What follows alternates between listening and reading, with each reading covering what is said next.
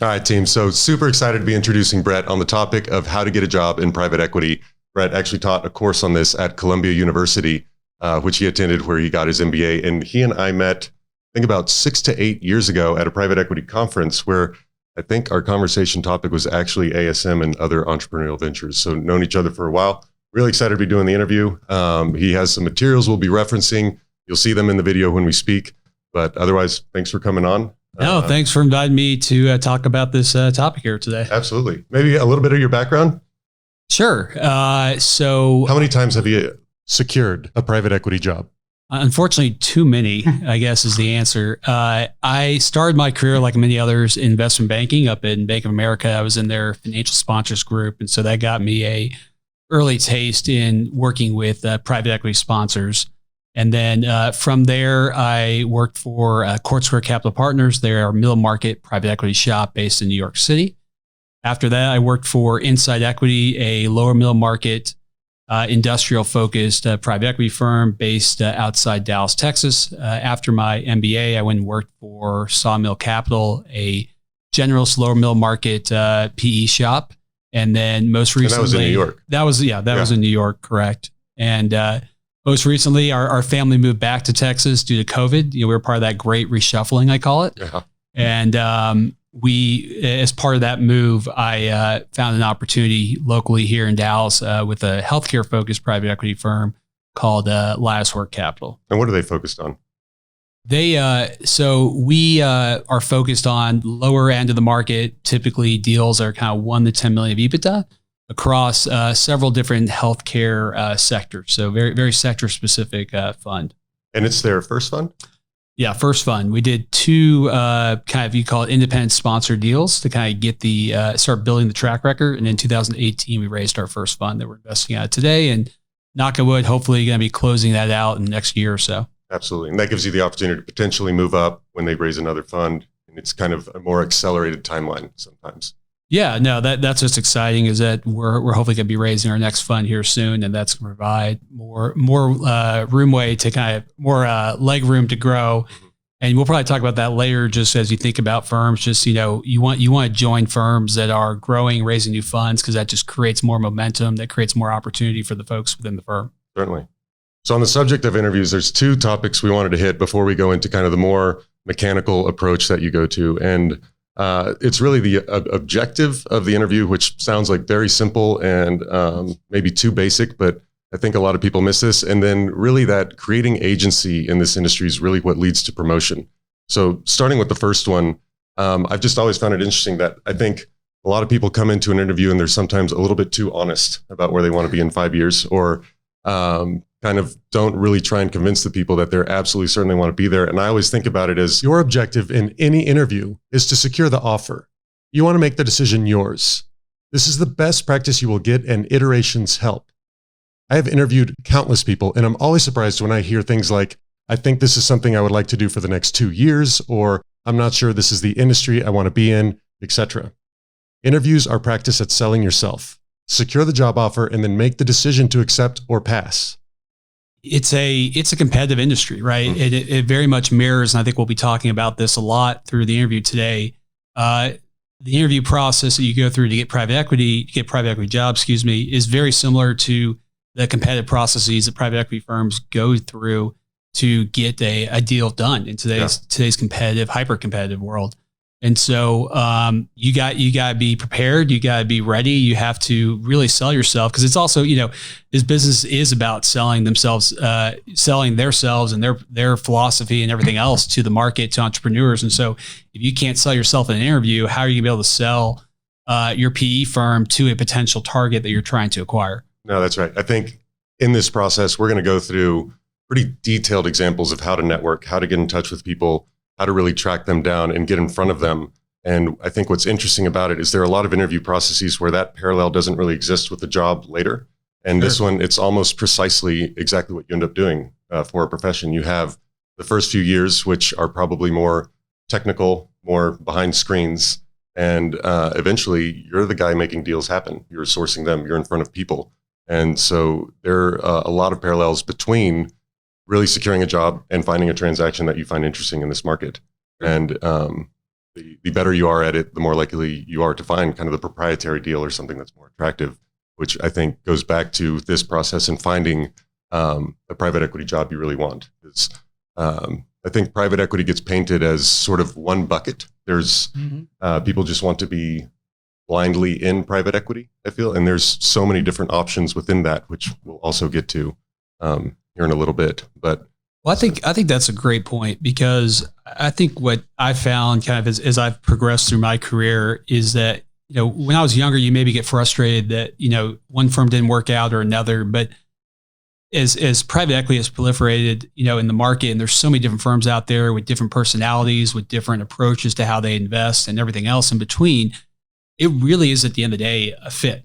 Because so many, especially lower middle market firms, you're talking about firm sizes where the investment professional side of the business might be only 8 to 10 people, right? And it's incredibly critical that you get the hire right, that they're going to fit within your organization, they're going to fit with the strategy you're trying to go out to the market with, and so you really got to make sure that fit aligns right there. And so I find a lot of times when you're interviewing, you're also trying to figure out, are they a fit with you, just like they're trying to fit with, are they a fit for me?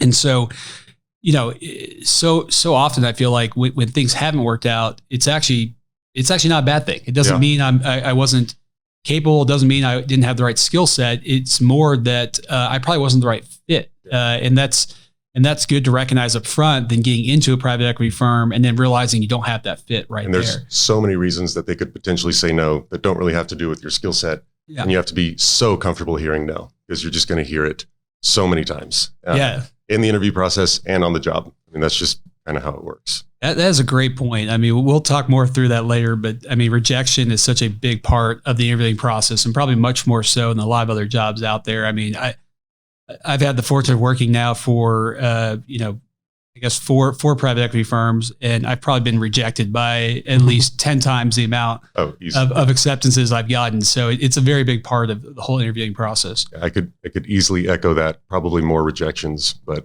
yes, always works that way. So transitioning, let's talk a little bit about how the skill set varies when you want to have the job, maybe from analyst, associate, VP level, what people are looking for. Now that you've kind of transitioned, it's been interesting. You've interviewed at sort of all of those stages, right? Yeah. So you kind of have a pretty good grasp on what that process was as you were applying for these different roles. Sure. Yeah, no, because when I teach the class, this is for business school. So these are folks who traditionally have done 2 years of banking or consulting. They've done 2 or 3 years in a associate kind of pre-MBA type program, gone to get their MBA, and now they're looking for, I call it the partnership track position, right? So it's going to be kind of a senior associate, VP type role, but more importantly, they're coming into a role where there's no end date to it, right? And it's about, can you one day get to be a partner? And that's what they're hiring for. And that's completely different conversation than the associate level. And so we can focus on both today.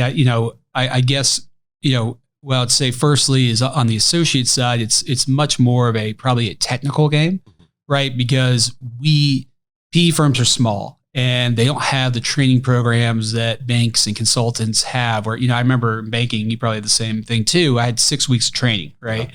And it's just a boot camp that just, you learn everything. But when you're being hired in the associate role, they're looking for folks who can hit the ground running, can do the modeling, can build the slides. They want you to be able to think, but also they want you to be able to execute at the end of the day and get through a lot of the analytics that it takes to get a deal transacted, right? Whereas on the post-MBA hire, or I'll call it partnership track hire, because not everyone goes to get an MBA these days, it's a much different skill set you're looking for. And that's what I'm always pushing the students when I talk to them in class about it is, they're looking for people who can think, right? People who can sell themselves to entrepreneurs, to businesses, people who know how to. It's really a project management job, which is interesting. It's completely different than when you're associate. And I think a lot of people get in trouble by that. I think that's a great point. I mean, I think one of the ways I see people transition and kind of get onto that track is you start with this very technical skill set that you've discussed. And then the due diligence process and working with third parties is chaos. You have to work with so many people, and it's all about getting the information together on a timeline, and you're interfacing with people all the time. And I think everyone within the firm is watching the degree to which you do that with grace and confidence, and how well you manage a process and other people.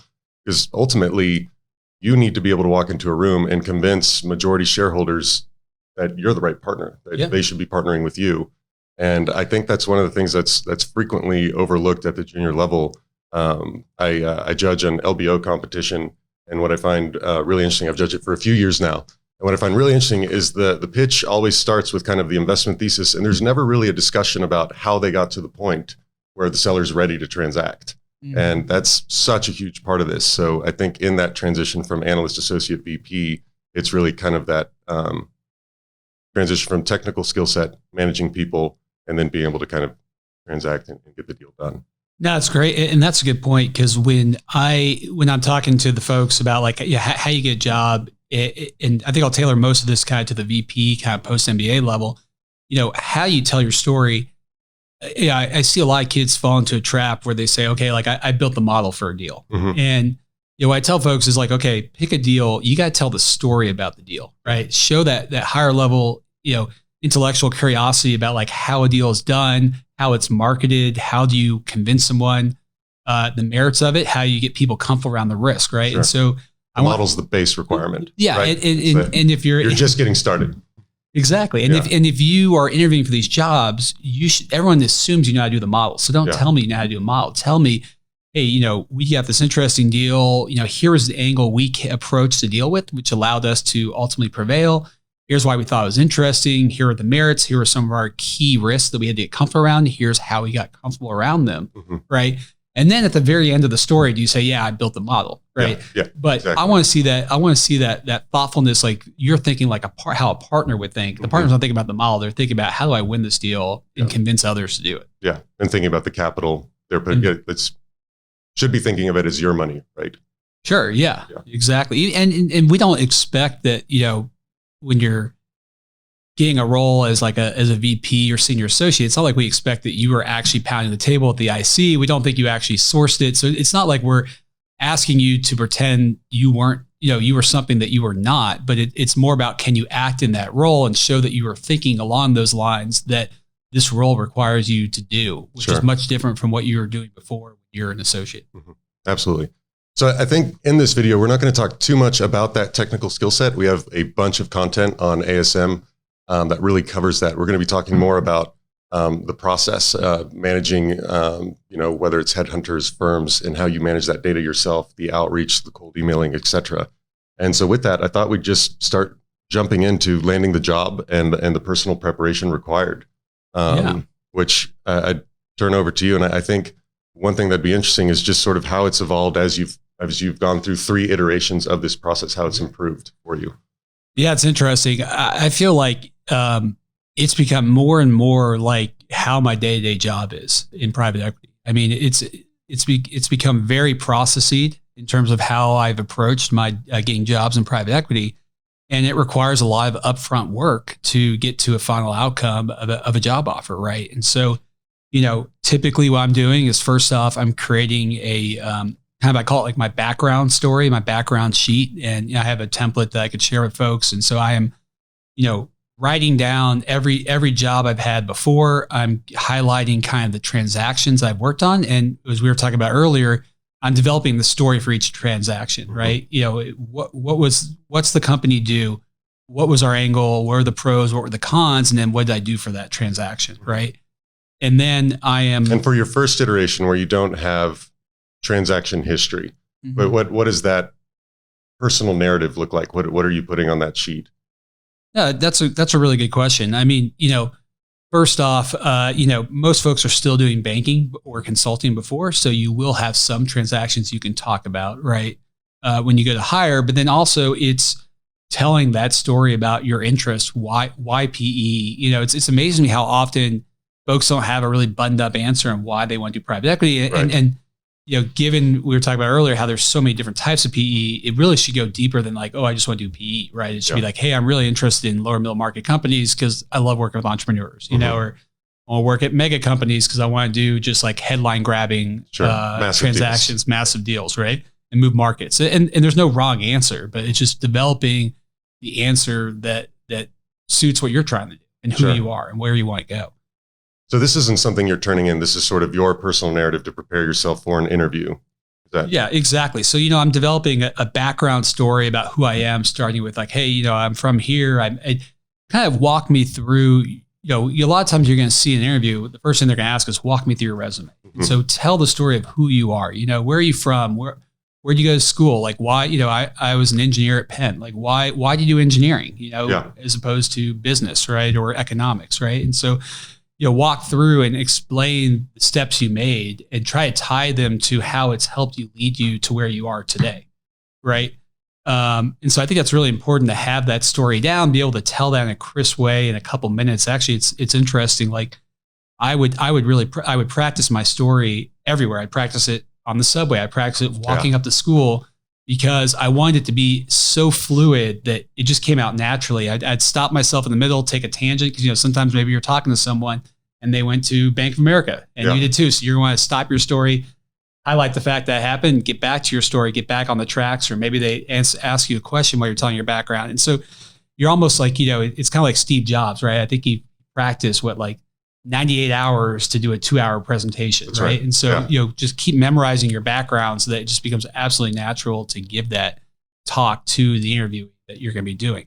And so that's what you're developing. You're developing your history on the jobs you've worked at and specifically the transactions that you've done. And that will become even more critical as you continue to move down the path. You'll have less transactions. Obviously, when you're going into your first gig, you'll have a couple more, hopefully, if you're going from an associate to kind of like a post-MBA type role. So you should have those to talk to. Yeah. And so once you have this, how do you go about, let's say you're not part of a process, because I think a lot of our subscribers, maybe they come from an on-target school or they didn't have on-campus recruiting. I know you've been in situations where I think you had both. You were immediately exposed to a network of private equity groups, and you've been in situations where you went out and you created that network and essentially hunted them down. Yeah. So what does that process look like? And then I think one step, kind of the macro question before that is, how do you identify which type of private equity you're pursuing? Sure. That's a lot of questions coming back, and we'll try to get through all those. But you're right. I mean, I start with do the legwork while it's fresh to kind of develop your story and about you. Then the second part is, how do you start to identify the targets, right? And sometimes you're fortunate, like you're in your analyst program and the recruiters are going to start to reach out, and a lot of people are going to have more formal processes you can be a part of. But at the same time, approach it like you're looking for a deal. Like, hey, here's the universe I'm interested in. I want lower middle market. I want middle market. I want more growth. I want more traditional. So where are you LBO, finding these names? Right. Yeah. And then that's about, where are the tools you can go do that. There's PitchBook. A lot of people have access to that. Great resource for finding firms, the size of firm they are, when they've raised a fund. So they might be hiring. If you're in investment banking, talk to your colleagues, right? You go talk to the financial sponsors group. They're covering everyone. Sure. They can tell you who's good, who's bad, right? And also just start networking and asking people, right? Like, hey, talk to this firm. Who are your competitors, right? Who are your brethren? I mean, it all starts with like where you want to be first, right? And then try to find that target universe. So like, when I wanted to work in lower middle market, when I came down to Dallas and wanted to work in PE, well, my history is working with entrepreneurs, working smaller size companies, right? So, that helps me limit and focus because I know I want to be in funds that are predominantly call it 500 million, right? And so that helps you narrow the universe and then find folks who can identify them. Actually, some other ideas are go talk to lenders, go talk to accountants, go talk to legal, lawyers. They're going to know unbiased. They're going to have a little more unbiased view on like, hey, who are all the players out there? And they don't mind sharing that list. So I got a great list of that helped me. It's surprising how often I realized I missed. Like I thought I knew the Dallas market being from here, and it's not huge. And I was shocked how many firms I never heard of when I was doing my search last year, for example. The reason why I was able to get a really well-formulated list was reaching out to kind of people who weren't in PE but touched it and asking them for their list. And they're happy to share that. That's terrific. So I've seen it. So talk to me about this workbook, how detailed it is, sort of the more important columns, the information you're tracking, and the frequency with which you're reaching out to people. Yeah. So I used Excel and I created, really a CRM. So like I have a workbook where I identified every single firm that I thought could be a target, right? And I fill in what their current fund size is, when it was raised, because, that can be an indicator of when they might hire. I always look for kind of who my key contact person is there and what the relationship there is with that person. So I'm always trying to find, we'll talk about that in a second, like a key contact into every firm out there, regardless of whether a headhunter is reaching out or not. We can get into that later. I'll track kind of, last time I contacted them, I put in a next contact date. I always try to fill in a note saying, what's the next step, right? Okay, I need to reach out in the fall because they might be hiring, or, Sure. contact this guy now to go set up an interview, right? Mm-hmm. Whatever it might be. And so I create this kind of Excel model in a way to track all my deals, track all my firms, just like you track all your deals, and help prioritize them and create next steps for them. So similar, you're substituting the two. Yeah, because I really am, right? I mean, it's very similar to what I'm doing today. Yeah, looking for deals. Yeah, through their process. Absolutely. So talk to me a little bit. You have this list. You're reaching out. Cold versus warm introductions and how you approach them.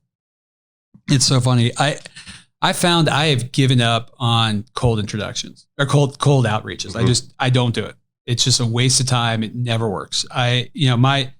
My philosophy is, first off, start with the warmest lead you can find, right? So look through LinkedIn, use all the connections you can of, the investment bank you work with or the consulting firm you're working with, any third parties you've worked with that can make an introduction. Doesn't matter. Your best buddy's cousin. I mean, just find a connection to a firm, because what you have to understand is that people just get bombarded. You're up against the world. You're up against the world. People love private equity. That's just a fact, right? And everyone wants to get in. And so people just a lot of times are not going to respond. And so my number one successful way to get into a PE firm was through a warm introduction.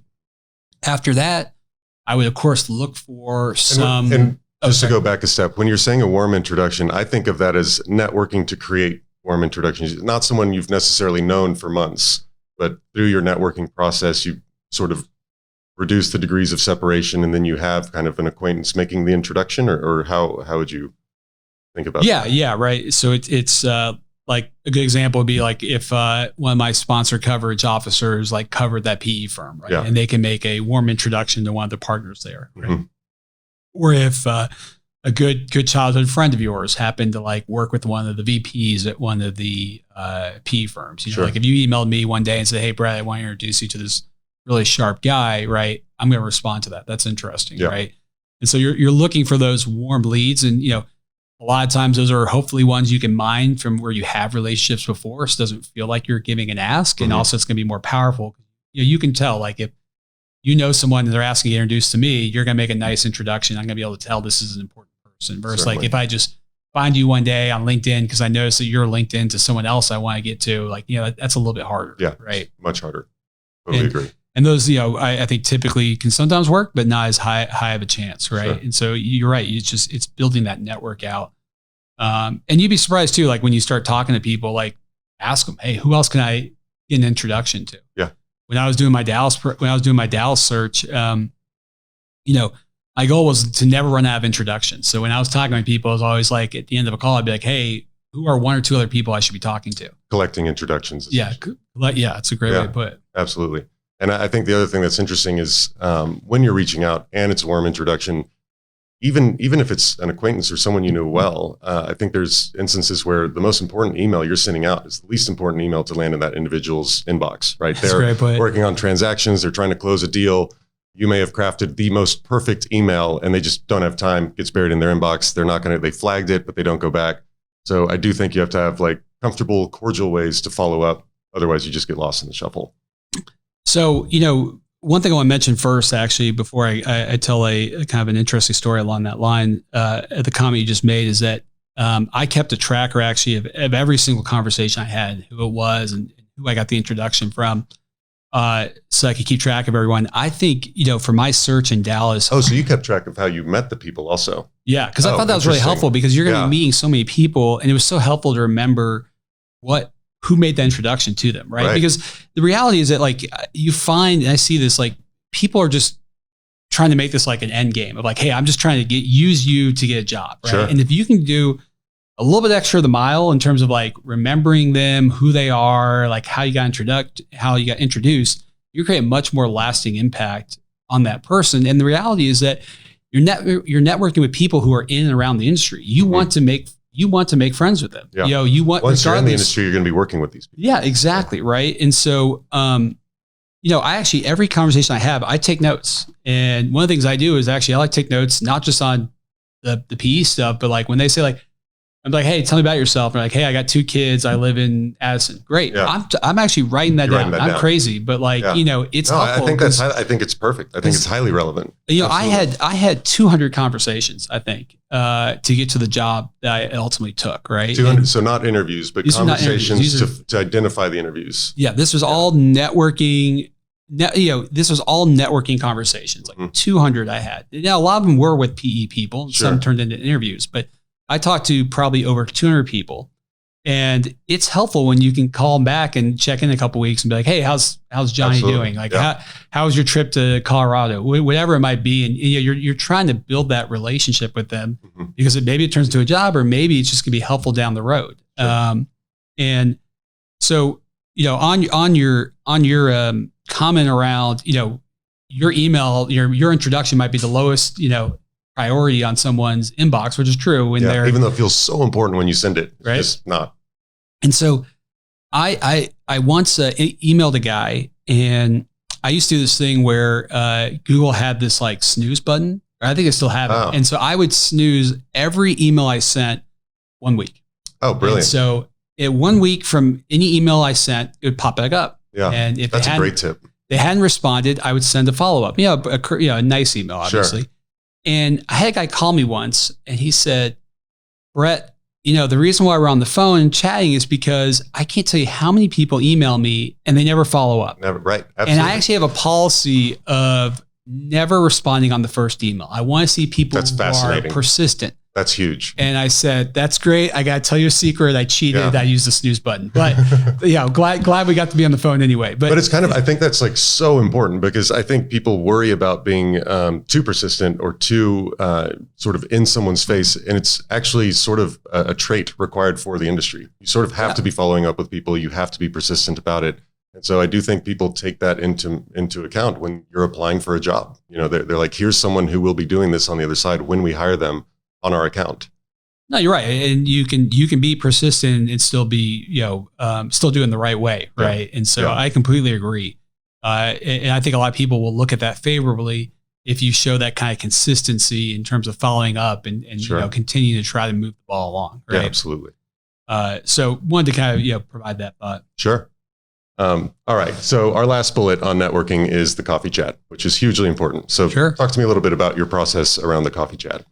Yeah, look, I think it's good we're bringing up that subject, because a lot of times what I found to be most successful in terms of getting leads, opportunities that could potentially turn into interviews is by really trying to network first and approach it more from, hey, I'm trying to learn more about the industry. I'm trying to learn more about your firm, about this particular market. And I'm not trying to interview. Like, hey, I just would love to meet for coffee, pick your brain, ask you some questions. And I find that, while it might seem overused, it's still a much better way to get someone to actually meet with you. Because if you're like, hey, do you have a job? I want to interview, chances are they're not looking right now, or they might be caught off guard by you reaching out that way. And it's actually much more effective to reach out to folks saying, hey, I'm just trying to learn about the market and try to figure out, my next move. And actually, as an anecdote, that's how I got my current job at Latticework. Was I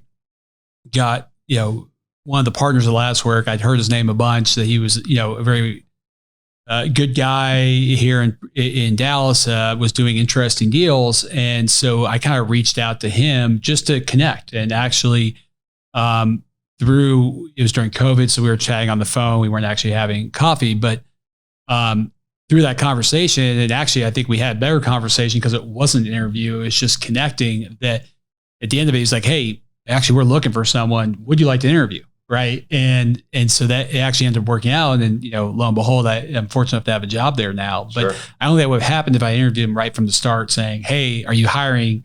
I'd love to interview with you. Right. And so you've already sort of won him over. So the interview is kind of a check with the firm. Sure. Gives you a leg up. Yeah. And so, so when you're doing your outreach, when you're looking for a job, what I'm trying to do is, pick a period like months, 6 months, a year before you're going to get that PE job, start your networking, especially if you're an MBA, you have that time. Yeah. Spend that year before just reaching out to that network, build that network like you're talking about, ask for those coffee chats, go meet them, talk with them, just build up a relationship so that when they are potentially going to hire or they know another firm that might be, they're thinking about you and you've kind of made that connection, right? The last part that I'm going to say is, when you go through that coffee chat though, even though it's not an interview, approach it like it is, right? You're selling yourself. Be hyper prepared. Be hyper prepared. I would create what's called the one pager. I could share it with you. I'd spend probably at least an hour before any coffee chat, building what I call the one pager, where I download kind of from their website, what's their investment philosophy? What's their fund size? What are all the deals they worked on? I try to find a connection to one of them. It's something that I've done before. Examples of connections you've successfully kind of made just through backgrounds. Sure. Like maybe I actually looked at that deal and we lost, or we invested in that space, or I've had just a particular interest in that space myself and I can just speak to it. Right. And so I'm just looking for ways to have a more engaging conversation once again. So it's not just like a, hi, how are you? I'd like to get a job from you. Right. Sure. And so we can have a more fulsome conversation. So when I'm, using his time, it's a productive conversation. It's not just kind of one way. And then it also kind of helps them start to test who you are and how you think, right? And be like, oh, maybe this guy's thoughtful, he's insightful. He took the time to learn the website, to learn what we're doing. He has interesting questions about a deal I did. Even if you have no connection to any deal, pick a deal that's interesting to you and just start asking questions. Hey, why'd you do this? How's it worked? What's gone right? What's gone wrong? And people love talking about their deals. Yeah. So it's just like, it turns into kind of just this, it'll be wildly verbose if you start asking about their deals. And it's a great way to just keep the dialogue going.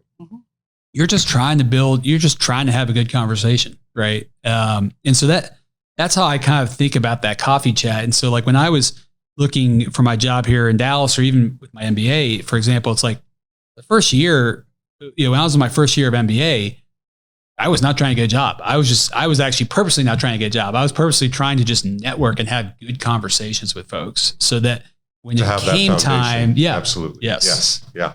Right. Perfect. And I think if you have that approach, it's going to work a lot better than if you're trying to be incredibly transactional, I guess is what I'm trying to say. Yeah. So the coffee chat is about as close as you can get to the interview. So let's transition then to the actual interview. Sure. And how you prepare, how you get ready for something that you're kind of, everything you've been preparing for months now, all tested at once. Sure.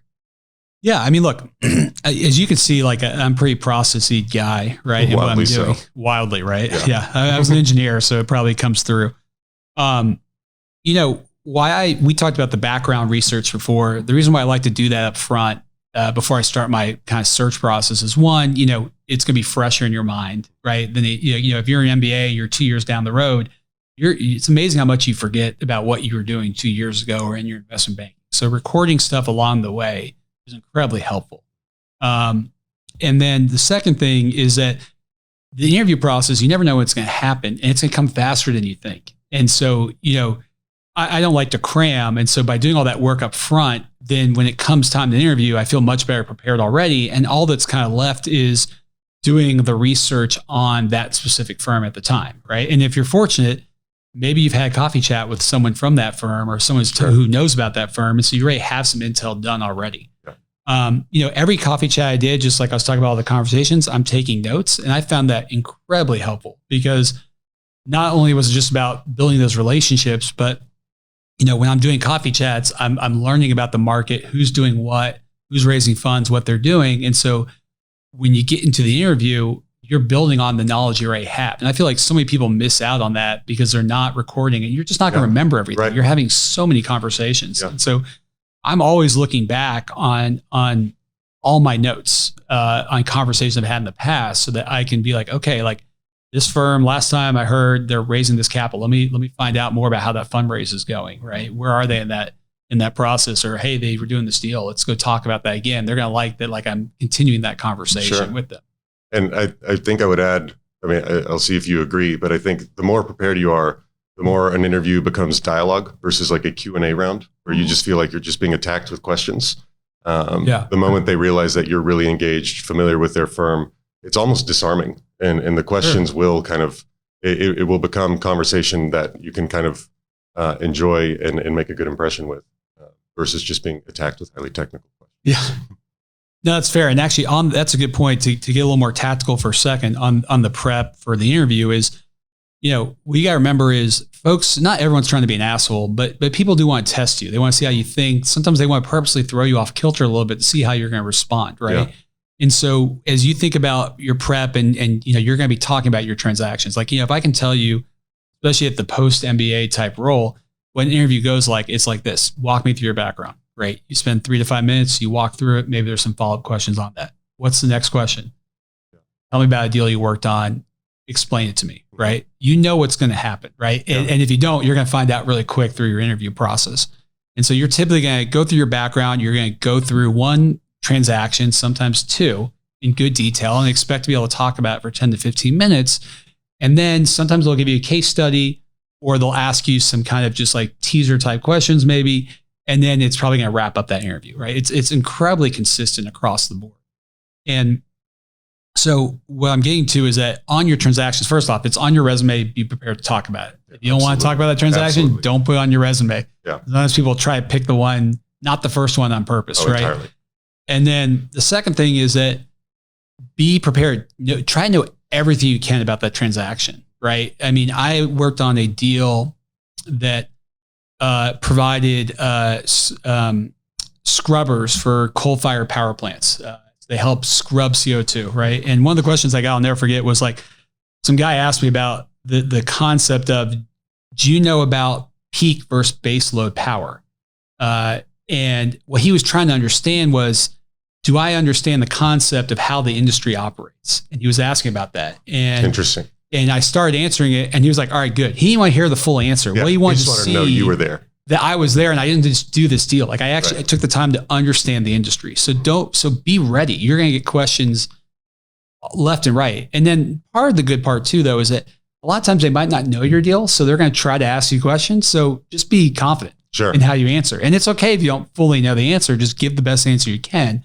They're just trying to see, like, did you think about it? Can you process that? Come up with a thoughtful answer, and not just kind of like fall apart because they ask you something that's, out of left field a little bit. Which is a great point, because sometimes they will throw questions at you where they want you to fall apart. They want to see if you have a confident response to something that maybe is not even answerable, right? Like they could be really involved in the industry and have some information that's not available to you. And in some sense, like in some instances, I'd say they might have even looked at your deal, right? I mean, if you're at a senior level, you're looking at a certain geography, certain industry, certain size range, you're combing every competitive landscape, and it's possible they've seen your transaction. So being prepared and waiting to be called out, I think it's super important.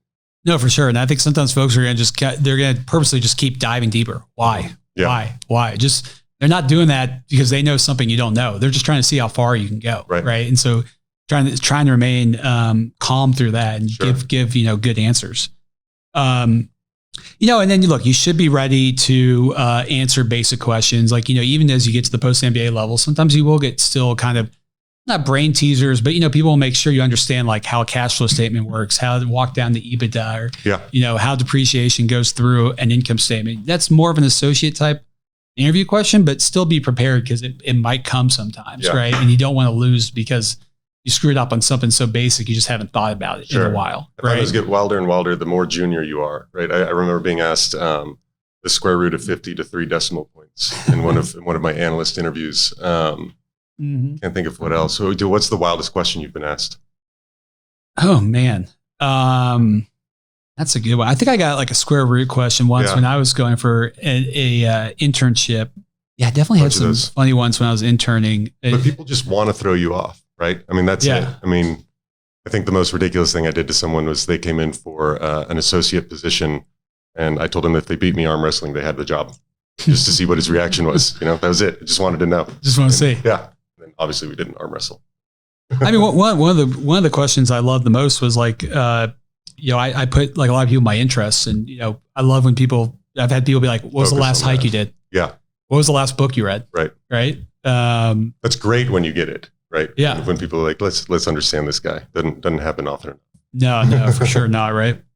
And then, the last part is that I would always develop questions for each interview. So if I'm coming in and I know I'm going to have 3 different interviewees, I'm actually going to write down questions for each interviewer. So I always took a portfolio with me, and I actually would do a trick where I would fold the page up and actually put questions down under each one before. And so I developed those in advance, and I'd write them down in advance. And, cause you're going to kind of do 1 page per interview. And so, cause sometimes you're nervous in between interviews, and it's nice to like, okay, I got interview 1 done.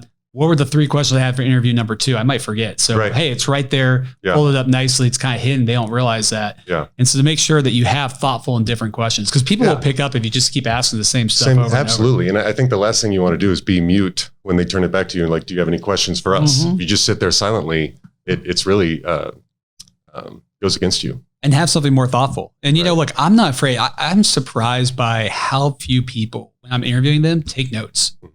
Because like, you think that they want to, especially when they're asking you questions. It's part of the job. I mean, that's what we're doing on the other side, right? And so I take copious notes when we're chatting. And then, I take those, I transcribe those onto my Google Doc that I keep for all my different companies, right? And that I found that to be incredibly helpful. So like, as it's going to take multiple rounds to get to an offer, right? It's just a fact of life. And so by having those notes, I mean, it was amazing how often I'd go back to them like, oh my God, there's some incredible nuggets here. And they might not remember they told me that. I had times where like people didn't realize we talked about something before, and I read it. And so I remembered it for the interview, and like, it came off really well. Cause like, I was like asked about this, like, wow, that great question. And like, they forgot that, or didn't know that I talked about it with someone else, right? Like 2 weeks prior. So just kind of keeping that store of information was incredibly helpful. Absolutely. Process. Yeah, that's terrific. And look, it's not cheating. You're just a lot of people don't do it. You're giving yourself a leg up. Huge advantage and ethical. Yeah. And I realize we're kind of spilling in a little bit into like interview tips that I do in terms of kind of taking the notes, having questions developed in advance. Like I also use my notepad to, like, for example, I'll take my notes on the right. I'll write points I want to bring up. Cause a lot of times like, oh yeah, they just talked about that, but they're talking, write down something like, okay, I'm going to bring that up later. Right. So I try to take advantage of the fact that like, it's okay to take notes. It's okay to write, it's okay to like not remember. And it gives like, you you're a not pause. expected to remember everything. Right. Absolutely. So don't put that burden on yourself. Yeah. And I think it can give you a quick pause if you have a difficult topic or something you're working through. It's a helpful moment, I think. Yeah. And that's a good point. Like, be curious to your opinion, but it's okay to pause. And I'm victim to it. I'm probably like answering right away to a lot of your questions, but you should be, you should pause. Like it's okay to pause when someone asks you something. Take some time. Sometimes when it was a harder question, I would purposely pause and write down a couple things first and like collect my thoughts before I talk, gave an answer to them. I think nervous energy can kind of get you to put your foot in your mouth. So being comfortable with silence in an interview, I think it's fine.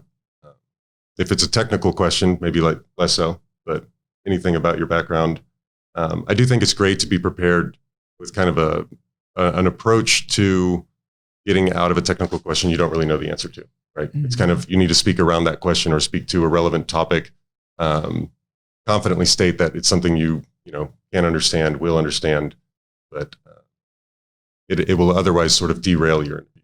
I think like you lose your confidence at a certain part. You can just start to feel sort of the momentum change entirely, and all of the leverage shifts back to their side of the table, which you want to kind of avoid if possible. No, for sure. Yeah. It can be challenging. And there's definitely been times where, if you don't know the answer, don't freak out. Instead, try to talk through how you would figure it out. Mm-hmm. And that can be a way to save yourself, right? Yeah. Hey, I'm having a mind blank right now, but here's the approach I would have to maybe get to this answer, sure. That to the question that you're asking me. Right. Because they might not even know the answer. Yeah. They're just testing you. Sometimes. Absolutely. What other favorite tips do you have? Sometimes, I shouldn't be telling you this, but people love to talk. Like I like to talk, right? And get them to talk first. Yeah. You read any interview book. If you're the interviewer, you should never talk first. You should always go last. Get the person talking. Do everything, and at the very end, talk about your background and about the job and everything else that they might want to ask you, because you're giving away too much, right? But a lot of people just fall for that trap, right? So if you can, don't be too obvious, because you know that they want to hear from you. So if you ask too many questions at the start, you're going to turn them off. But like if you can just get some nuggets at front, by starting the conversation, maybe asking a question early yourself about their background or what they're looking for. Sometimes they'll reveal a lot of information that you can use to your advantage. Absolutely. Right. So if you can get them talking first, it's always kind of an advantage. Yeah. I know you have a negotiating class, right? And I can't remember what the advice is there, if you should negotiate first or last when you're doing a negotiation, but I do know with the interview, get them talking first. Yeah. I think that's absolutely fair. More information early. Always. Just try to make a plug for your other classwork. The last thing I would say is, you never know where you're getting judged. I had a firm that would purposely have the admin pick up the interviewees, because this was like a firm that was kind of off-site, and so a lot of times people would take a train to go see it. And we'd always ask her, how did the associate or VP act when you picked them up? How they work with you? And that was actually a really important decision maker in who we were hiring, because we wanted to hire good people. Sure. And did you treat the admin with respect? Were you polite to her on the ride over? So the interview is always on. You never know when it's not. So always pretend like it's on, I guess. Not to add nerve-wracking energy, but you're constantly being judged. Yeah. Right. Yeah. And then the last thing is that post-interview, send a thank you note. I'm shocked how often I don't get anything. I don't need an email's fine. I don't need a crafted paragraph. I mean, if there was something that's interesting, throw it in there. That won't hurt. That'll only help. But at the very least, just, same day, next day latest, please say, hey, it was great to interview with you. It was great to interview with you. And I'd love to be considered for a job. It can be a few sentences, shocking. and that's it. Yeah. And it is, it's amazing when people miss that. Yeah. I don't think I've ever advocated for someone who didn't send me a thank you note. Right. Now, fortunately, a lot of the strong people have always sent it, so I haven't been in that position. Haven't had to do it. It's been close, I feel like, a couple times. Yeah, I think all of these things have parallels in what you do in private equity. If you work on a transaction or you work on a process, you get close, but it doesn't get there, you're still going to follow up with the investment bankers. You're still going to follow up with the sellers. You're trying to maintain all of these relationships at all times. I mean, private equity is a relationship game. So how you manage that, I think, is observed through the entire interview process. Yeah. It's relevant. Yeah, look, I mean, we have a deal we're chasing right now. Actually, I got to submit an LOI on, and it came back to us because we were consistent in terms of staying on top of this deal even when we lost it, because we thought actually that the seller or the buyer they went with was not making a real offer, and that was going to fall apart, and it actually did. And the reason why we got the second look was we were consistently checking in every couple of weeks, you know, showing a good face, and it came through. And so it's crazy. It's the same lessons from, work like you're talking about in interviewing. You know, it all just comes through. Yeah. I do that every transaction we worked on. If we ever lost it, I would follow up with the banker every couple of weeks, hoping that it fell apart so that it would be the first call. And that can happen in a hiring process. It's not impossible at all. And when something falls apart, they're worried, and they're like, who are they going to turn to? Well, someone who's been cold for 3 months, or someone's been emailing me every 2 weeks, right? Yeah. And it's like, well, they seem pretty confident. They still want to do this deal. Like, we know you can influence the outcome. For sure. Yeah. For sure. So there's two things I talk about with interviewing. The first is The Art of Learning by, was it Josh Waziak? Mm-hmm. I might be saying the last name wrong. And it's this idea of like making smaller circles. And the thought process is that you learn something and you just learn it so well, so that you can kind of take it apart, and you can also like just slightly change it and keep it. And what I mean by that is, like, he would like practice a punch and then be able to like keep the mechanics of it, and then be able to like, try to do it a little bit closer and do a little bit closer and keep that same power. And the whole idea was that he was trying to be able to throw that jab in whatever situation he might be in, where he might be a little closer to the opponent that he wants. He might be a little bit farther. He might be a little bit off balance, but he still can get that power, right? Absolutely. And so by first learning how to do the punch in the regular position where you're going to be most powerful, and then slowly teaching yourself how to give that same powerful punch if you're an inch closer, if you're 2 inches closer, if you're a little bit to the left, a little bit to the right, a little bit behind, you still get that power. You're still going to land a really good punch. And that's what I was actually talking about with my background story. Why I practiced it, memorized it in a sterile environment, like just sitting at my desk. Absolutely. So I had it cold, right? And so it didn't. So I practiced different it. Environments. That's why I would do it on a dynamic element to your background story. Exactly. I would do it while in the subway. I would do it while walking to work. I would do it while I get interrupted. I would purposely throw myself off and be like, hey, I'm going to stop my story right here and just make a side point and then come back to it. That's terrific. I love that perspective. Create that fluidity of your story so that when you're in the interview, no matter what happened, I always felt like I could tell my story really well. So like if I was in the middle of my story, it's like, hey, I'm Brett, I'm from Texas. I went to Penn. I did engineering. And you might be like, oh, Brett, I went to Penn, right? And it would be like, great, we have banter for 2 minutes. And then I'd be like, cool. Where were you? So then Where's your narrative? After engineering, I went to investment banking and it allowed me to just continue that with like, there was no gap, right?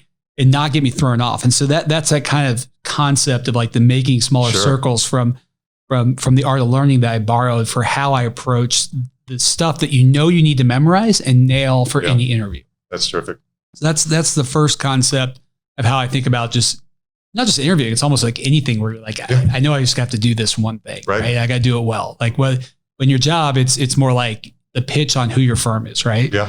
It's the same way to use that concept. It's interesting. Kahneman talks about in Thinking Fast and Slow, how the most effective way to be a great baseball player is to practice with different kinds of pitches constantly, even though it feels terrible, throws you off. It's that different angle you're talking about, 2 inches closer, 2 inches further away, whether it's curveball, fastball, etc. But statistically, they massively outperform when it comes time to play. Sure. And so I think that's kind of a parallel on the smaller circles as well. It's a great analogy, right? And you've seen it before, and so you can react to it and keep going, right? And then the second concept is from a TED Talk around like kind of psyching yourself into a like mental state that you want to be, right? And so I've had, I think I'm a pretty casual guy, and sometimes maybe that means I'd be a little too low energy, and then I should be in an interview. And I've gotten that feedback once or twice, and so you're trying to prime yourself. I would prime myself, and so give yourself like 3 words, and I actually would say like before an interview, like you're confident, you're energetic, you're excited, and like that be the 3 words I choose. And so like before I start my whole interview process for the day, I would say that kind of mantra to myself. Several times, just to amp myself, because studies show actually that works. Like if you say, works. I'm excited, you say I'm confident, you're going to start feeling more like that, right? So you can do it with content too, something you're reading or certain content you're watching. They say that also primes your mind for whatever you're about to kind of encounter. Yeah. So that was another thing that I would do. And then the last thing too is that you're working so hard. I would always like make sure you call it quits on like and give yourself some time to relax. So like, at the end of like a night before an interview, like just stop at some point. Like you're not going to learn more, and make sure you get rest. And then also like, I think that actually there's another great thing there. I think sometimes people see others who have the job and there's so much polish. It just looks like it was easy. Yeah. And I think if people understood how hard people work to get these jobs, it's a wild amount of work. People do work all night. They study, they find friends who will test them. They go read everything online. It's a wild amount of work to get compensation that's so far outside of the norm, right? Your standard deviations outside of the average salary. So that's your competition. People work all night to figure out how to get it. And it looks polished when you're on the other side, but it takes so much work to get there. Oh my God, you're so right. And I try to tell people, it's like, this is the work you have to put in. Right? And are you ready? Right. And that kind of teases out like who really wants to do PE. Right. Yeah. And especially folks who don't have the background. Cause I'm like, look, this is what I did. And I was fortunate enough to like be on quote unquote the PE track to continue to work in PE. Right. And that same concept applies like, right before an interview. I typically would say like 10 minutes before I go in for an interview, just stop, like just relax. Like, not saying like full out meditate, but like just clear your head, and give yourself a break because you're about to go on a marathon or really it's a sprint. And you should have that knowledge prepped. It should be accessible, right? And you just need to be calm going into it. The extra 5 minutes, it's not going to help you. What's going to help you is like clear your mind for a little bit of time, decompress for a second, because you're going to be on and it's going to be tough. Yeah, absolutely.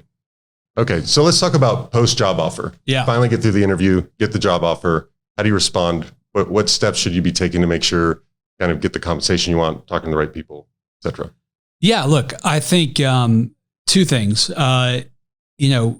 When you get a job offer, first off, the good news is like the leverage is now shifted, right? Yeah. It's in your favor. And so you can't be egregious about it, but this Elaborate is your... on that so people leverage shifts. What does that give you? Well, it gives you the opportunity to now, they've picked you, right? Mm-hmm. And it's a competitive process, and they picked you because they like you and they think you're going to be a fit. And so now's your time to maybe ask questions that you couldn't have during the interview process because you don't want to sound too conceited or, hey, I'm not sure if I want to do this job, or this firm, right? And so there's sometimes questions that you might all be aware of that like you just don't want to ask yet, Absolutely. Right? And so this is your time to kind of try to ask some of those questions, peer in a little bit deeper into the opportunity to the extent that maybe you had some stuff that wasn't answered before. And so you should take advantage of that. And honestly, the reason why they're hiring you is because they thought you were, I like to say is like, I want someone who's doing their homework and so I want someone almost to ask me questions, right? If they just like accept it on the spot, I'm like, well, wait a second. Like, shouldn't they want to know more about us? Did they really get everything? Because interviews are mostly them talking, right? And you don't get that many questions out typically. So I kind of want folks who are like doing their homework. Now you can always do too much, right? And they can come off poorly. You don't want to insult them. There's a line you don't want to cross. And also we're still junior folks, right? If you're asking for their balance sheet, right, you're going to piss them off. But that's a fair point. The more senior you are, the more leverage you have. Right. Yes. Yeah, and absolutely. The more you can ask. But, when you're associate, it's pretty cut and dry. I mean, you should ask some questions about maybe the culture or some other things like when I start, make sure you're on the same page with everything. But, there's always some room to try and negotiate. I don't think there's anything wrong with trying that. But you should conduct some diligence. I think it shows well when you do that. I always ask for can you send me your latest, this is more post-MBA than pre, can you send me your latest marks on your portfolio? I want to see how the performance of the business is going. And I'm happy to sign an NDA about it. But I want them to care. For people new to private equity, explain why that's so relevant. Why do you want to know how that's performing? Well, because you want to join a firm that's doing well and making good deals, and because you want the firm to be able to raise more capital, right? And raise more funds, which provides a longer tail to your career at that PE firm, right? And it's kind of a way of showing hey, I do my due diligence. Just like you're going to expect me to do due diligence on any company we're looking at, right? If you don't ask me how you're performing, well, what does that say about him when we have to go do a deal or her? So I do think you should, reach out and do some, ask questions, ask thoughtful questions about the firm and how they're performing and, make sure you understand kind of their fundraising goals, career track, everything else that you may or may not have asked during your interview process. I'd add one thing. You know this all too well, but I think if a portfolio is not performing and you get hired, you will also be spending a lot of time cleaning up messes. And I think you want to be more transaction focused, more growth focused than you do want to be kind of cleaning up a portfolio that's underwater. Yeah, if that's what you want, right? Yeah. Maybe you are more of a restructuring mindset and you like that, right? But it's partly just making sure you understand what you're stepping into as best as you can. And so that you feel like you have the right fit with the company too. Right. If you are doing a great job interviewing and you're fortunate enough to have a couple different processes running, that's the time now to quickly inform others to make sure they're aware of your offer, to see if maybe a couple others will speed up. I've had that happen to me where, sometimes, it's kind of like venture investing, right? There's kind of this follow the herd mentality. It's crazy. I mean, it's so hard to convince one person to give you an offer, but sometimes you get one person to give you an offer. Everyone wants you. Everyone else starts rushing for the door to get you, right? I can't tell you how many times I've had good interviews with people and they're not really sure if they want. And the problem is they're not sure if they need to hire right away because it's so hard, especially as you get more senior hires, to know when you need that person. Because you're like, I got 4 LOIs. I don't know if I have the capacity. I might need someone, but I'm not sure because, some of them might die. So I might need another VP. I might not. And so they're interviewing you and they're just going to keep punting until they have to make that decision or you force them to, right? Yeah. So don't forget to kind of follow up on firms that you like. It's huge. It's a great point. I remember I learned that on my second job. I was accepting an offer and I just called to let the other group know that I was doing that. And they put me on hold, told me they'd get back to me in 2 hours, and the other firm gave me a competing offer. And I ended up going with the second firm. Yeah. It happens all the time. Right. Yeah. I mean, it's incredible how they'll just change when they're forced to make a decision. Right. Absolutely. And they might have dragged their feet for a month or so had you not had the other offer come. And that's hard. It's hard, getting someone finally to say yes. Right. I would also keep recruiters active on, your process. A lot of times, especially at the associate level, you're going to be working with recruiters. So kind of keep them abreast of like how things are progressing. It's a hard balance because you don't want to oversell you're really close with a bunch of places when you're not and lose. And they're like, why are they not getting offers? But, you got to keep them aware and definitely make them aware if something hits, right? Because then recruiters love people who are getting offers. So like you're doing well, they're going to try to push you hard on some other folks. This is a really interesting thing that like literally no one does. And I found this to be incredibly powerful. When you've accepted an offer, not right away, but, over the next month or two, I email every single person I talk to during my networking process, call it. So I seriously, it took me a long time this time. I emailed 200 people. Wow. And That's impressive. That's great. Hey, blah, blah, thank you for the help. Yeah. And here's where I am. Here's where I am. Here's where I ended up. Love to stay in touch. I cannot tell you how much comes out of that. I mean, not just the appreciation from their side, but how much it helps you. That's a great approach. That's a really great approach. We have a good mutual friend, John Ben Horan. Oh yeah. The reason why I got to know John was I had a coffee chat with his old firm in LA, and nothing happened of it, but he was a super nice guy. And so when I got my job at PE firm here in Dallas, not my current one, I emailed him and said, thank you for the help during my search. And he was like, oh my God, you got to meet this guy. He's incredible. He used to work for me. Okay. I didn't know that's how it happened. You should just get to know him. So I got set up on a bro date with him. And now he's a really good friend. And actually now he married my wife's best friend. Yeah. It doesn't always go like that, but Right. It's incredible how many folks have been like, oh my God, you're working for this firm now. You should talk to this person. You should talk to this person, and how that's helped me so much. Sure. And also validated things. Cause like when I accepted my most recent offer, I had so many people say like, oh, I know Latticework, great shop, really good partners there. And it was really validating to hear that, cause it's a tough decision. Yeah. That's when you're going with someone. That feels really good. Yeah. It spawned a lot of connections, like follow on, a lot of people then want to maybe get coffee with you. You're like, hey, I might have an idea to pitch you. I might have something. You never know. Sure. I feel like that's a lot of people lose that. You shouldn't stop talking to your network just because you got a job. That's not the end of your connection with them. It's actually just the beginning. Now, right. And you're perpetually networking. Now you're perpetually networking, and I've sort of like collated the list a little bit to folks who are more relevant than not. But like, I have this whole list of people who are doing interesting things in and around private equity. Why would I stop talking to them? Yeah, they're going to help me find deals. They're going to help me find consultants, third parties, or just anything that can make me more successful in my job. Why would I give up all these high power people who are doing interesting things? And you spend so much time building the network. Yeah, you want to keep it, maintain it. Yeah, no, for sure. And that kind of spills in the last part, just kind of staying in touch with folks, right? Sure. You spend all this time, right? Like, why give that up? Right. That's how you get a job in private equity. That's how you get a job. It's super easy, right? You got it. It takes no time, no effort. Totally done. Talking about the networking, actually the interviewing side. So whenever I was starting the interviewing process, my kind of philosophy was, get to know all the recruiters because they are kind of the gatekeepers to like jobs, but never trust a recruiter. Yeah. And I don't mean that in a bad way. I mean, but to never trust them. Whenever I heard from a recruiter or anyone about a job offer, I always tried to find a connection to that firm if I didn't have it. Sure. I never relied on the recruiter because the problem is the recruiter has 600 people they're also showing that job to. Yeah. And they're giving a book to. And so just because the recruiter says, hey, Brett, I got this firm. It matches all your criteria. I think you'd be a great fit. Can I submit your resume?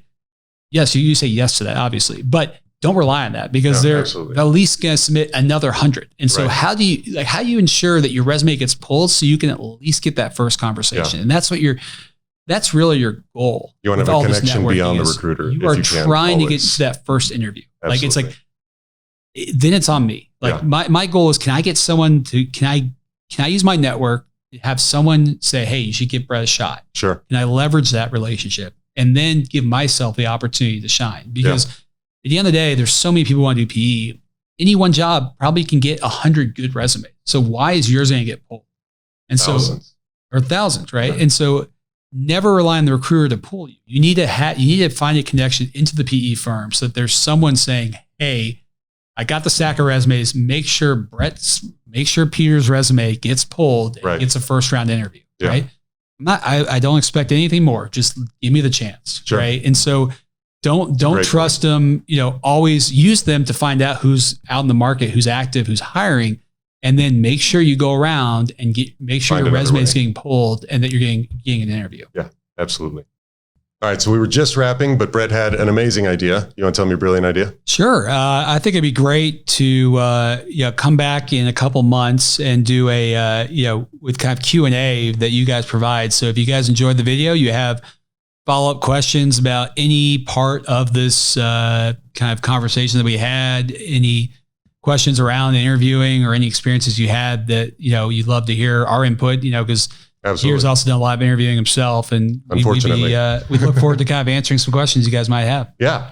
Reach out through the contact form on the website or just put comments below and we'll aggregate them and get back with a sort of Q&A information session.